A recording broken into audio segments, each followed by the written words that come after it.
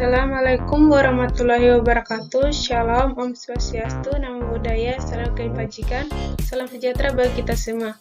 Perkenalkan, nama saya Sunarti dengan NIM 21104092, jurusan Ilmu Kesehatan Masyarakat, Fakultas Ilmu Keolahragaan, Universitas Negeri Manado. Di sini saya akan presentasikan tugas mata kuliah dasar kependudukan.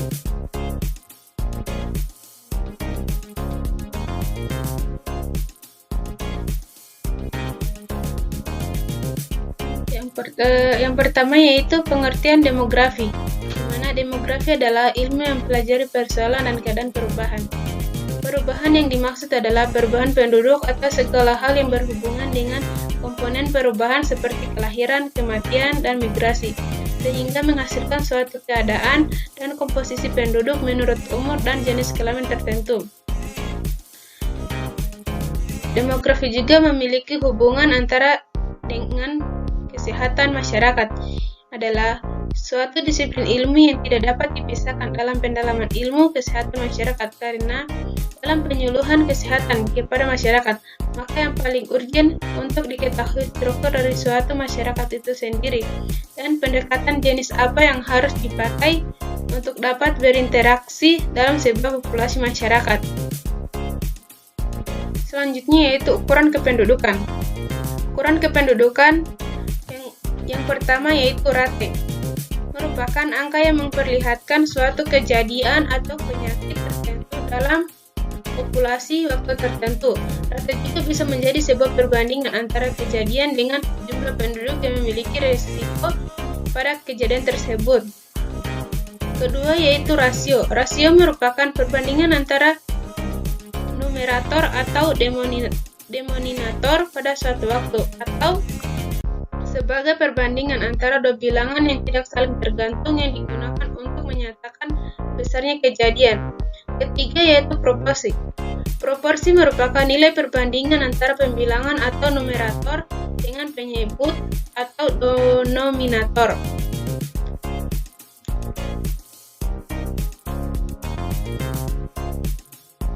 Proporsi selanjutnya yaitu proporsi. Proporsi merupakan nilai perbandingan antara bilangan atau numerator dengan penyebut atau denominator. Selanjutnya rata-rata. Nilai rata-rata adalah ukuran nilai tengah yang didapat dari berjumlahan semua nilai pengamatan yang ada, kemudian dibagi dengan banyaknya pengamatan yang ada. Selanjutnya yaitu frekuensi. Frekuensi merupakan ukuran yang menyatakan seberapa banyak aktivitas suatu kegiatan dilaksanakannya pada jangka waktu tertentu. Konstanta. Konstanta adalah bilangan tetap. Selanjutnya yaitu kohort, atau kohort adalah sekumpulan orang yang telah menjalani peristiwa demografi secara bersama-sama. Selanjutnya yaitu komposisi penduduk.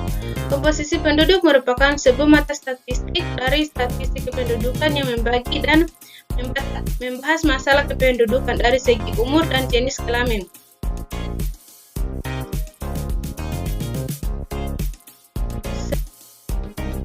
Selanjutnya yaitu piramida penduduk. Piramida penduduk adalah suatu metode untuk mengeksplorasikan komposisi penduduk di suatu wilayah berdasarkan usia dan jenis kelamin.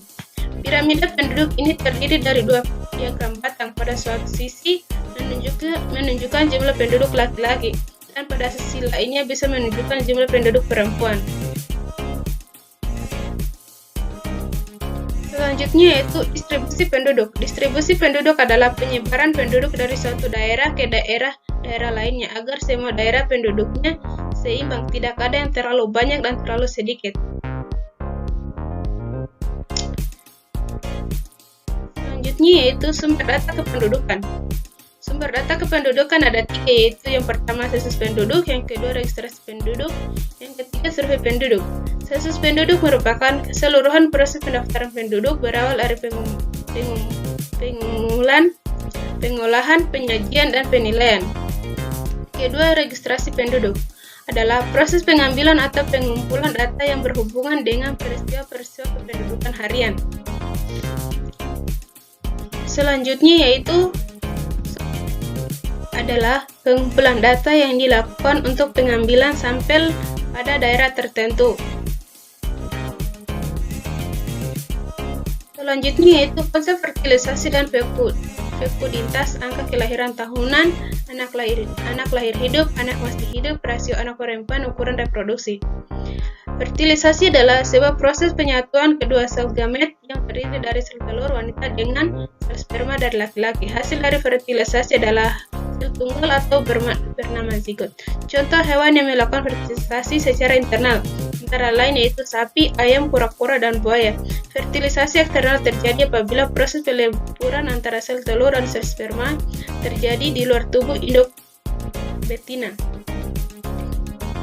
Selanjutnya yaitu fekuditas adalah laju reproduksi aktual suatu organisme atau populasi yang diukur berdasarkan jumlah gamet, biji atau propagula aseksual.